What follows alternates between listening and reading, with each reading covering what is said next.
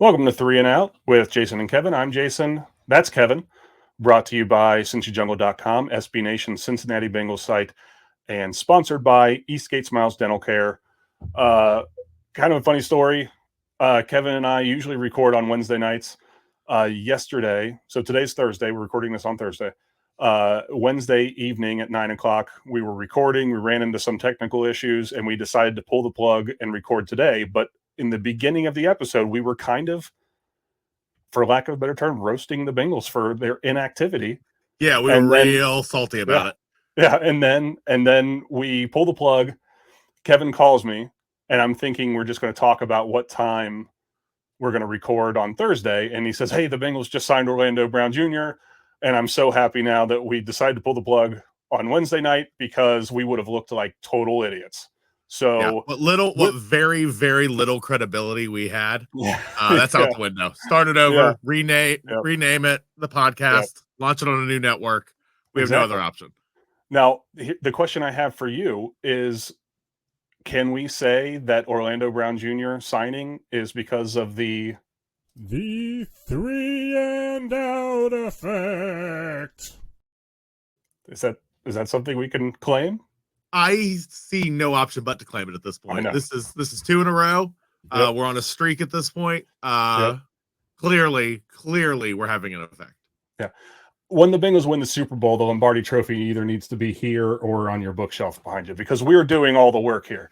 All right. I don't think it'd be that big of an issue to have kind of like a custody agreement. No, you know what I mean? A third of the time with you, a third of the time with me, and a third of the time at Paul Brown Stadium. Yeah, it's a shared parenting plan. Stadium. Paycor, yeah. It's a shared parenting agreement. So yeah, I'm fine with that. All right. Kevin, kick us off. Orlando Brown, the Bengals did it. We were all really upset. Some of us urging caution. Oh, no, wait. It's all going to happen. And they were right. It did all happen. We now have Orlando Brown. He was the best tackle available in free agency. We got him for kind of a bargain. And by all accounts, he's starting left tackle. We're moving Jonah to right tackle. At least that's what I've heard recently. The offensive line is a focus. I see you threw it up there. Cody Ford, he's fine. He's a little less than fine, but he plays multiple positions. The Bengals, once again, going in on the offensive line. We have a starting caliber left tackle for the next 4 years. We can finally stop arguing about Jonah Williams at left tackle and start arguing about Jonah Williams at right tackle. What do you think? I'm pumped, dude. This was a great way to finally start free agency. So the Bengals started slow in free agency over the last couple of years, and they made big signings. I mean, they signed guys like DJ Reader, Trey Hendrickson, you know what I mean? It seemed like Wednesday was going to come and go without any signings, which was frustrating. I mean, it did. It was like 10 o'clock at night when this thing dropped. It basically did. So it was frustrating to watch. And I thought that I personally thought they were going to address the safety position first because technically they have the offensive line filled out. I mean, they have Jonah and his contract's guaranteed. So he's probably not going anywhere. But they have him at left tackle. They have La'el Collins. We don't know about his health. So I wasn't expecting a big splash signing like this. And I definitely wasn't expecting Orlando Brown Jr. Again, last night we were talking about the free agents that were available at offensive tackle. And I even said, Orlando Brown Jr., that's just not going to happen because his contract's going to be huge. Yep. And they did it. And the best part about it. And he's insisted on playing left tackle. Right. I'm saying that now because it matters about the Bengals' new philosophy. But go ahead. So it's awesome all around. So now, in theory, you have Brown at left tackle, Cordell Volson at left guard, Karras at center, Kappa at right guard, and then your right tackle would be between Jonah Williams and La'el Collins, depending if La'el Collins is healthy.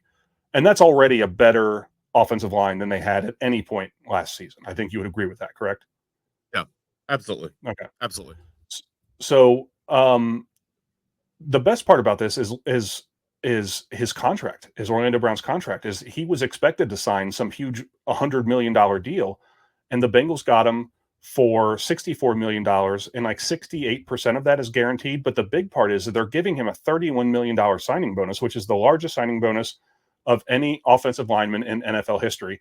And with The this, I old think Bengals are officially dead, buddy. They're officially exactly dead. what I was about to say. The old Bengals, this was the final nail in the coffin of the old Bengals, because this is something they never would have done. And now they're throwing guaranteed money at guys in free agency. It's huge. This is a big deal. And it goes to show me, at least, that this is them saying, we know our windows right now and we're going to go win it all. So, what I mean, I think that's absolutely true, but only kind of. This is a 4-year deal. They've shored up the offensive line for the next couple of years. This is not some all-in thing like what the Rams did. This is still the Bengals' philosophy of sustained success, but they are killing it. Yeah. And this is important for a couple of reasons. One, it's because I saw somebody say this. I don't know who to credit, but the Bengals were always going to have to change how they did business for Joe Burrow. They chose to change how they do business in order to sign Orlando Brown. That's a big deal. It's also, to me, a very big deal that they signed a left tackle. It is not that old Bengals philosophy of, well, we've invested in this and now we have to sit on it for 2, 3, 4 years, whatever it is, no matter the outcome. They saw a way to improve that team and they jumped on it. Yeah. Now they're going to move Jonah to right tackle. I think he's going to do fine there. Jonah always just does fine. But it is very important to me that their philosophy is not so much, you know, right? It's fine. Jonah Williams is fine. That's a Kevin Brownism. It's fine. It's fine. It's fine. Yeah. Sorry, I didn't mean to. Go ahead. No, you're fine. It is a change in philosophy. They are no longer content with being good enough. They are no longer content with the choices they've made in the past and just riding it out.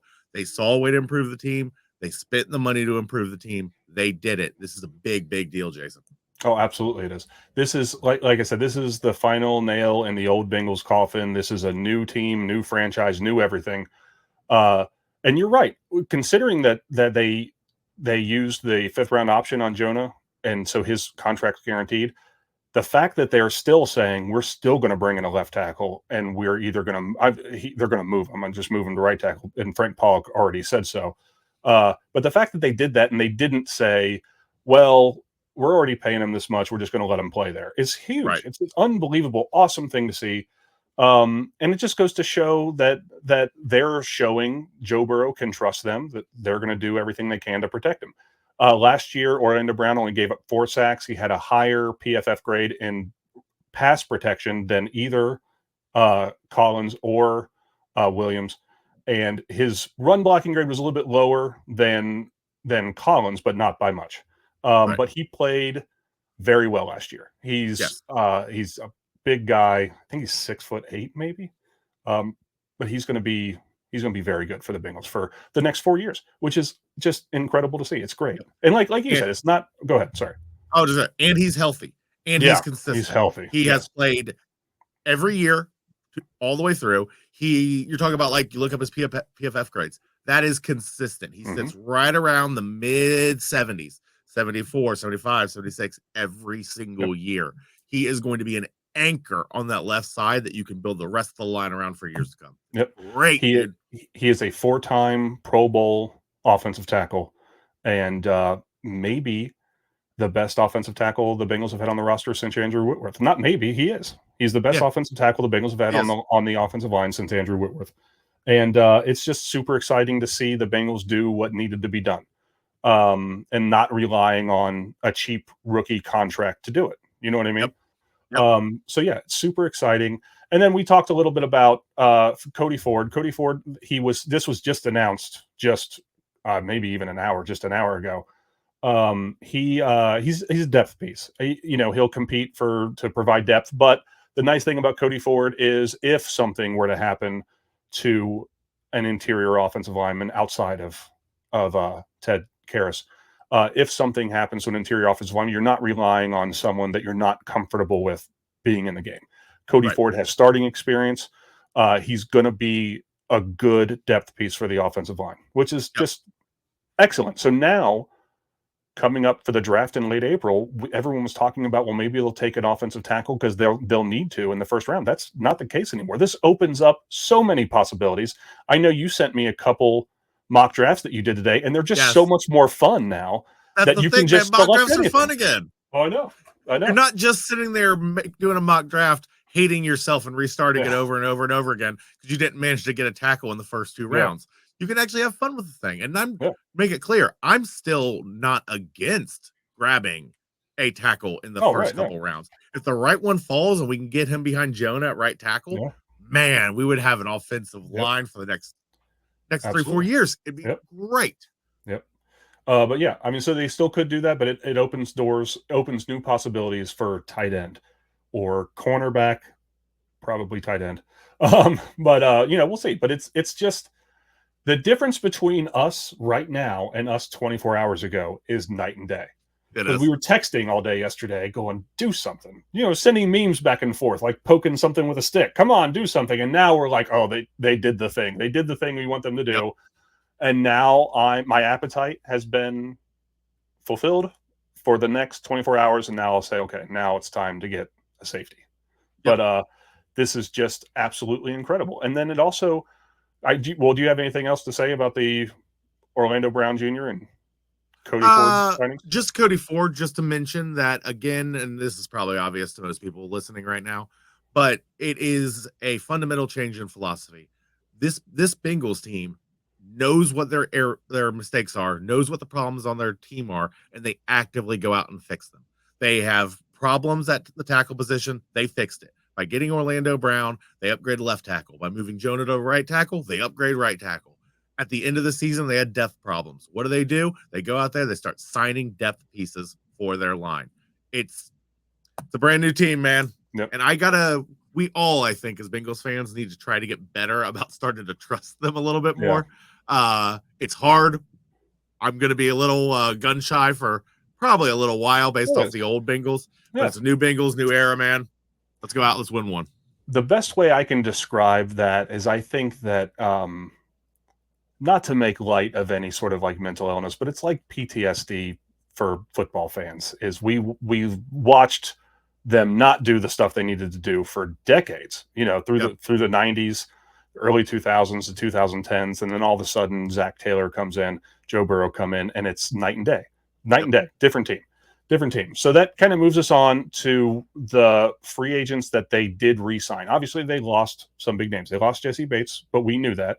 They lost Von Bell, which is a killer. And yesterday we were much more upset about that than we are today, just because they did sign Orlando Brown Jr. Even though they don't play the same position. But they lost Jesse Bates, we knew that. They lost Von Bell. That was a frustrating one. They lost tight end Hayden Hurst, but we kind of knew that. They lost Samaje Perine, which is, it's not a big deal.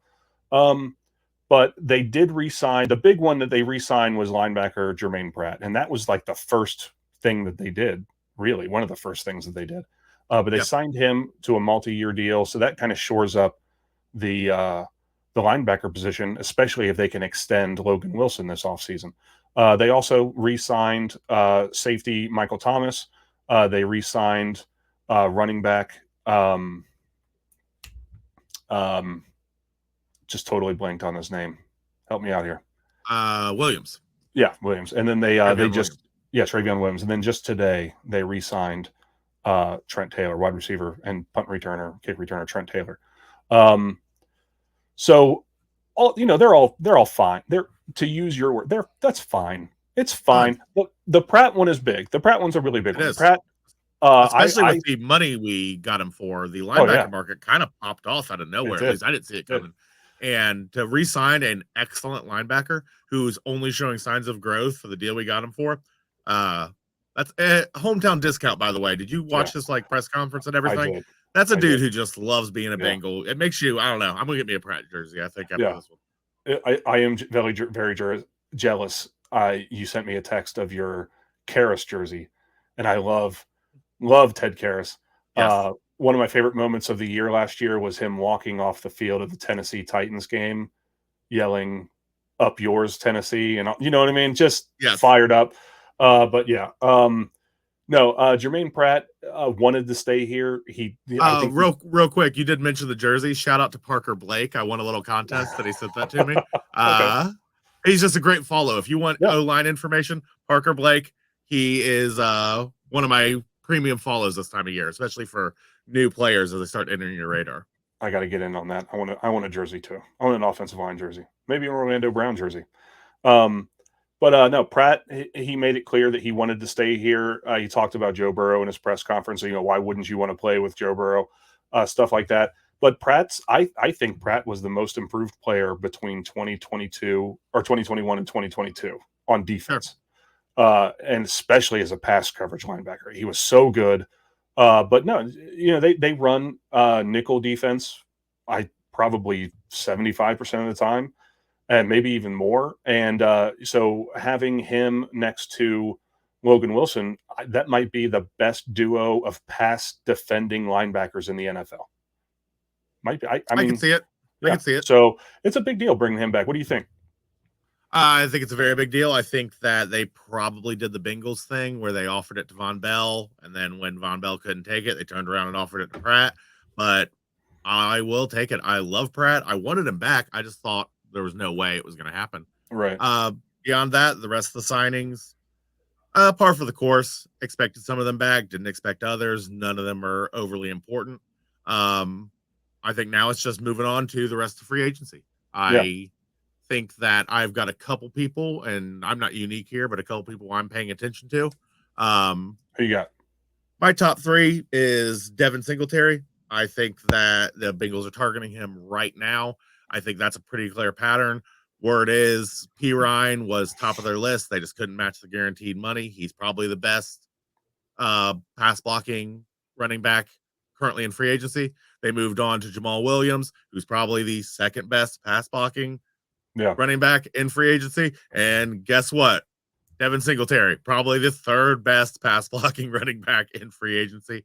I think they're going for him. I think Mike Gesicki is maybe that's nothing, but he's playing a lot of Twitter games. He's having some fun with it. I could see them targeting him, and I think Nick Scott is most likely our strong safety. Probably at the end of tomorrow, if I had to guess. That's just looking good. It's looking like that was going to happen. All right. Speaking of Gesicki, and there's a few other, but Mike Hilton does so much recruiting work on Twitter. If you don't follow Mike Hilton, you have to right now.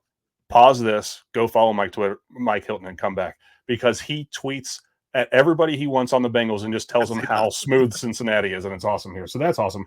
Mike Hilton is incapable of not always doing as much as he can all the time. Whether he's on the field, whether he's trying to recruit, this is the man who just goes 110 at all times, and I love him for it. He's one of my absolute favorite Bengals. Yeah, absolutely. There was some mentions of, and another guy Mike Hilton was tweeting at, is CJ Gardner Johnson. I don't know if that's, I think that a lot of the Twitter chat on him coming to Cincinnati has kind of slowed a little bit. Yeah. But I don't know for sure. But yeah, like you said, Nick Scott, that wouldn't be a bad signing at all. I would like to have somebody right now. If the season started today, we'd have Dax Hill and probably Tyson Anderson or Michael Thomas playing strong safety. Probably Tyson Anderson. But I don't want, because Tyson Anderson's basically would be coming into his rookie year. He spent the vast majority of last year on injured reserve, and then Dax Hill barely got on the field. He did, he played special teams a lot, but you'd basically be handing over the deep part of the secondary to two rookies. Now they know the system very well because they did spend a year on the team, but still, I'd like some veteran presence at strong safety. But I do think that the plan was all along to let Jesse Bates go. That's the only. I think that's the reason. Yeah, that was the reason they drafted Dax Hill, and I think Dax Hill could really step in and play very well there. He's super athletic guy. But yeah, so do you think that they're going to make? So this signing with Orlando Brown Jr. was massive, just a huge. Oh, and one other thing I do want to bring up about that is his contract is front loaded in a way that the vast majority of it will be paid out over the first two seasons, and that's probably when guaranteed money for Burrow and maybe T. Higgins, maybe Logan Wilson will really start to ramp up. So these two signings should not affect each other in any way, which is excellent. Do you see them signing another big splash free agent, or do you think Orlando Brown is the only guy and then everyone else from here on out is depth? I think not depth, but I think he's the only big signing we're going to see. And I think beyond that, we're looking for good enough players. and that sounds reductive, but I don't mean it in a bad way. We're looking for a good enough tight end because we plan on drafting one. We're looking for a good enough running back because we plan on drafting one. We don't want to be hamstrung going into the draft. Right. So we need at least serviceable starting caliber players at these positions. But I do not think if all goes well, these people are starters at least halfway through the season. I think we walk away from the draft with a tight end. I think we walk away with a running back. I think strong safety actually might be the only one that I don't think we're going to try to target. And whoever starts at the beginning, whoever we pick up in free agency is our starter. Okay. So what you're saying is you think that they'll draft someone who's capable of starting in week 1, but that they may look to replace in the draft, basically. Absolutely. We're looking for somebody who's good enough just in case we don't get our guy. Okay. We're not completely screwed. But yeah, I think it's nothing but good enough players from here on out. Okay. I can see that. So what position do you think, now that they have left tackle, offensive tackle filled, what position do you think is most important as of this moment? Most important, tight end. We don't have one. Yeah, we don't. I mean, you got to sign somebody. We literally don't have a tight end at this point. Yeah. So I think they're tight end for that reason. I think based off the upcoming draft and availability and everything else, I think you got to say strong safety, right? I think we're going to get a tight end. It's going to be fine, but strong safety matters because I do think whoever we end up signing ends up being our starter for the whole year. I would agree with that. Something interesting about tight end is Pro Football Focus just did a 3-round mock draft. The Bengals took Darnell Washington in the first round at number 28, but Kincaid and Mayer were on the board still. Mayer fell to the second round in this mock draft. I could see the Bengals doing that. We've already talked about this. Right. I like Mayer better. You like Washington better. Yeah. I don't think the Bengals take a flyer. I mean, I know it's a pretty safe flyer, but a flyer on Washington, unless they have a tight end that they are very comfortable starting for the entire year. You mean free agency? Yes. If in free agency we grab a starter that you're like, I'm comfortable with the dude starting the whole year if that's what's necessary, then Washington is on the table. If they don't get that, I think Washington's off the table. Okay. So here, just so everyone knows, as of right now, this is going to air a little bit after we record, so this could change. But as of right now, Dalton Schultz, Mike Gesicki, Austin Hooper, Foster Moreau, Irv Smith Jr., Robert Tonyan, and Mercedes Lewis are the top names available in free agency. Out of those guys, I think that we would both agree that Gesicki would be a guy that we'd like to see in stripes. Yep, most likely to do as well. Most likely to sign as well. Okay. All right. So do you have anything else to say about free agency in general? No, I think that's it. I'm excited for the next couple of days. I'm sorry I doubted you, Duke Tobin. I did see a funny thing on Twitter. It was Duke Tobin. His eyes are like growing red, and it just said Duke Tobin has awoken. So no, it's pretty exciting. So go on, take us. We kind of have a change of gears. Go on and talk about the rule changes, potential rule changes coming up for 2023. We need to go to an ad break. You're right. We do. Thank you. Here's a word from. I'm looking out for you, sponsors. I'm looking out for you guys. Here we go. Eastgate Smiles Dental Care is a warm and welcoming environment where expertise and customer service come together. As a local business, they love helping their fellow Cincinnatians manage their oral health and achieve a perfect smile. They pair the latest technology with years of experience to give you a smile worth showing off. They are dedicated to quality and convenience and can even perform dental crown procedures the same day in most cases. You like your smile, but they are here to help you love it. They personalize your care and match your needs. Call them today at 513-528-1150 to learn what they can do for your pearly whites. This is the bad thing about being super excited. This is the bad thing about being super excited is I totally would have skipped over that. Totally would have. So I got you, man. Yeah, I appreciate it. So so go ahead. Now's the time for teams to propose rule changes. There's a bunch of different rule changes. We're just going to go over a couple of them that we think are interesting and worth talking about. Most of them, who cares? We got one. The Eagles want to let the number 0 on a jersey. I don't care. Yeah. If you want to put it on there, put it on there. If you don't, I don't care. But a couple of them are interesting. One of the ones I think is interesting is I think it was the Eagles proposed a new alternative to the onside kick. where instead of doing an onside kick, you can take the ball from your own 20 and have to complete a 4th and 20 conversion to maintain possession. I'm love very it. torn on this. Do you love it? I'm I torn, do. man. Okay. Okay, why? Why do you love it? Sell me. What's great about this? Okay. So first of all, I want to say that I've seen 1,000 onside kick attempts and maybe 2 or 3 recovered. This Right. adds a whole new level of complexity to the game. Your team's down by 5 with 50 seconds left. You have to go for an onside kick. This just makes it so much more. A 4th and 20 is much more achievable than an onside kick, but it's still not easy to do. You know what I mean? And it also adds complexity. If you don't make it, the other team takes over at the 20 and kills you. It's over. But if you do make it, you continue that drive. I think it's awesome. I think this is an idea they have from the XFL. One of the things that they took from the XFL or the USF, whatever the other league is that's playing right now. But I like the idea. What don't you like about it?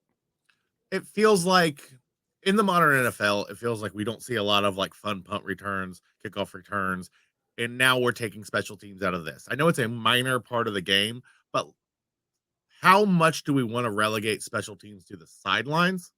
And how much Yeah. do we want to make this an offense first team? Because I guess I worry, and this is probably something that's never going to happen and not need to be worried about. But if we're overthinking this, I worry that offensive first teams will have an advantage in these types of situations.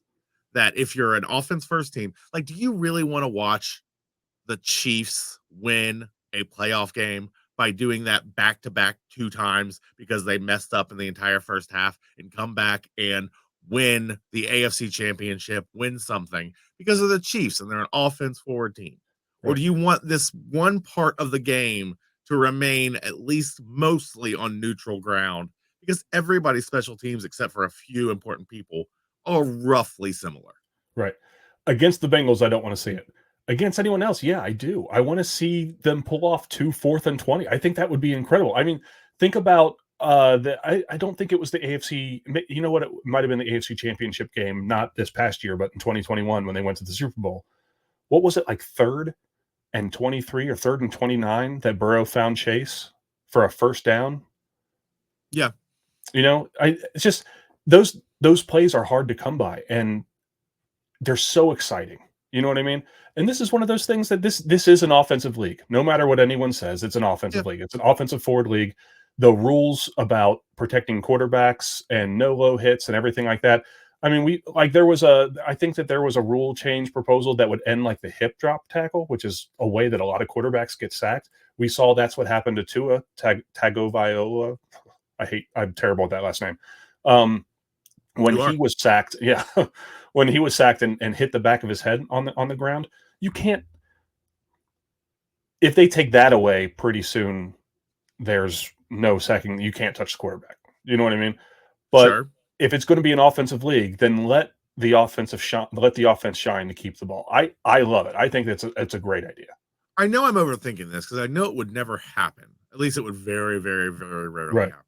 I just don't like the idea that a team can get lucky and just have back to back to back possessions like that. I don't like the idea of it. If you want a turnover, go earn one on defense because that's what you're trying to do. You're just saying we don't want to get a turnover. We just want to put it in our quarterback's hands again. I get what you're saying. I do. But is a recovered onside kick, is that any more luck? It's at least something it's hard to plan for. Most teams are not going to build a team that is capable of being really good at onside kicks. Whereas just in building a good team these days, you're naturally going to be better. If you're an offense forward team, which most good teams are these days, you're naturally going to be better at 4th and 20. Right. I want it to be very rare that teams get back-to-back possessions. And I don't think I'm sold on the idea that I want to make it easier to do that. Let's say. Okay. Well, I think we'll just have to agree to disagree on this one. But what do you think, viewers? What do you think? Leave it in the comments. All right. Another one was a replay rule change. I don't know who submitted this. It might have the Eagles submitted a lot of these, so it might have been them as well. So the three major parts of this would be that a coach could challenge a personal foul, which would be huge. I mean, think about all of the times you've seen helmet to helmet contact called on a hard hit in secondary, and then when they replay, it's like a shoulder to the shoulder. It just looks bad Sure. because the game is so fast. On top of that, a replay official who usually only consults on certain I don't even know, replay official consults on like first down rulings and stuff like that. So we're talking about someone from New York. You know what I mean? Could consult on penalty enforcement. And then the last part of it is, so right now the challenge rules, if you win, you have 2 challenges. If you win both of your challenges, you get a third challenge. Under this proposal, you would only have to win one of those 2 to get an extra challenge. So you win your first challenge and you still have 2 challenges left. Right. That one, I don't like the idea of just one successful challenge and you get an extra one no matter what. I do really like the idea of being able to challenge personal foul calls, and I really like the idea of a replay official being able to be in the ear of the official on the field saying, "Hey, that was shoulder to shoulder. It was not helmet to helmet. Pick up that flag." I love that idea. That's, you know what I mean? I absolutely love that. What do you think? I'm for all 3 of them. Okay. At this point, I'm so frustrated with officiating that Yeah. like you could almost just give me anything that would allow for more replays, more reviews, more challenges, and I'm going to accept it. I do want to ask you, why do you not like coaches getting additional challenges? Is it because it interrupts the flow of the game? Because that's the only No. negative. I don't mind them getting the additional challenge. I like the fact that if they get both of their challenges right, they get an additional challenge. I just think that if you make it where you only have to get one of the 2 right, it kind of cheapens the challenge a little bit to me. I like the idea of you have to get both of them right to get a third Sure. challenge. I would just give them 3 challenges if I had the option. No, there's I'm that too. tired of officiating. I really am. Like, I'm tired of officiating. If you throw a challenge flag, all it does is initiate a replay. The Right. refs are still entirely in charge of the outcome of that, Right. of the ruling of that It's on the true. field. So do it all. Yeah. I mean, Hope- literally just rubber stamp it. Yeah. If it was me, I would push through every single thing, because officiating needs to be held to a higher standard. And if this is how we have to do it, this is how we have to do it. Okay. Now, of those 3 rules, if the replay official was able to consult on penalty enforcement, the challenge part of it probably becomes a moot point where you wouldn't have to challenge many penalties because, because the personal foul flag was picked up because it wasn't a personal foul. You want to do the last one? Yeah, wild card seeding. It's a rule that was proposed where if you have won 4 more games than as a wild card opponent than somebody who's won their division, that the seeding will shift and you'll have preferred seeding over them. Well, the division winner would also have to have a losing record. That's okay. Okay, Right. my mistake. I didn't realize that part of it, or maybe Yeah. I just forgot. Either way, I'm against it. You want priority seeding? Go win your division. That's what they're Yeah. for. Division rivalries matter. Divisions matter. I don't want to minimize divisions. If you want to be 1, 2, 3, or 4 seed, go win your division. That's how you do it. Okay, I get what you're saying. I do. They're not taking away the automatic playoff bid because you should get a playoff bid if you win your division. But every year there's a division that's just terrible. Who was it last year? It was the NFC South, I think. Sure. I don't really quite remember, but I know that one year the Giants or whoever it was got into the playoffs with like a 7-9 record, and they shouldn't be able to host an 11-6 team or a 12-5 team if they have a losing record. I love the idea of if the division winner, let's say, I personally think probably the weakest division in the AFC right now is probably the AFC South, with the Colts without a quarterback as of right now, or no, they just trade for some, I don't know, whatever. But you have the Colts, you have the Texans, you have help me out here. You got the Jaguars. Jaguars probably win that division. Yeah, handily they do. But let's say they're bad. Let's say Trevor Lawrence gets hurt. They're bad. The winner of that division is 7-10, right? You think that they should be able to host the Ravens, who might be 12-5, 11. You think that they should be able to host them with a 7-10 record? I do. because again, I like that division matters. I like Yeah. rivalries. I like interdivision. I like that you have to walk that line between winning your division and winning it all. You can't build a team. We can't build a team to beat the Steelers and the Ravens because we have to care about the Chiefs, but we can't build a team to beat the Chiefs because we have to care about the Steelers and the Ravens. I like this line. I want it to have stakes. I want it to matter. I also hate any NFL rule that has like 6 caveats on it. At that point, you've lost me. If you say, "Oh, they have to have a winning, the division winner has to have a losing record, and then the wild card opponent also has to be 4 above," what you're telling me is you're not even confident in the ruling you're about to make. Right. Either winning a division matters or it doesn't. The fact that you're walking this weird middle line of like, well, it matters here, but it doesn't matter here. You're not confident. You know you don't want to do this. You've invented some weird system of rules just to avoid having to like make a declaration. I get you. Now, can you guess the team? I'm just going to give you 2 guesses. Can you guess the team that proposed this? It's an AFC team. No.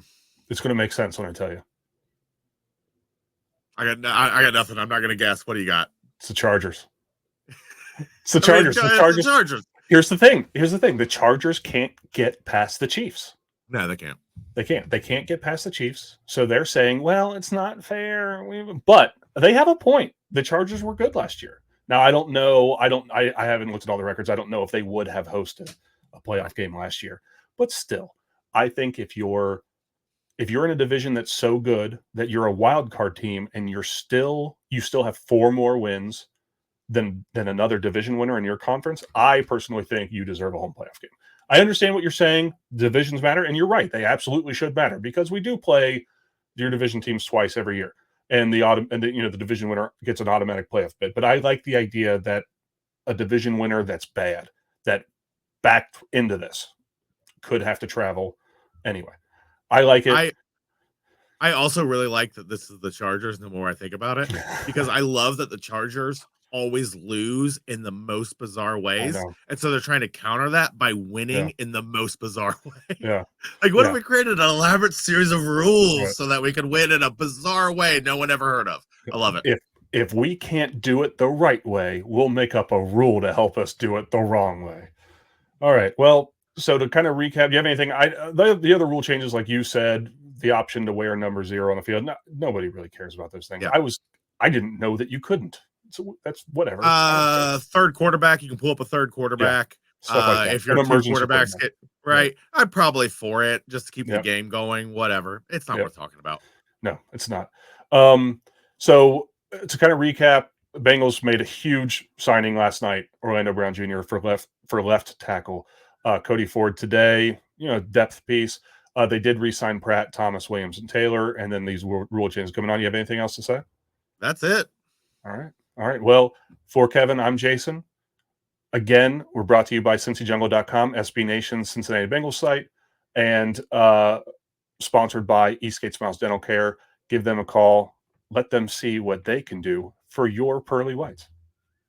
Yeah, so good. Who day?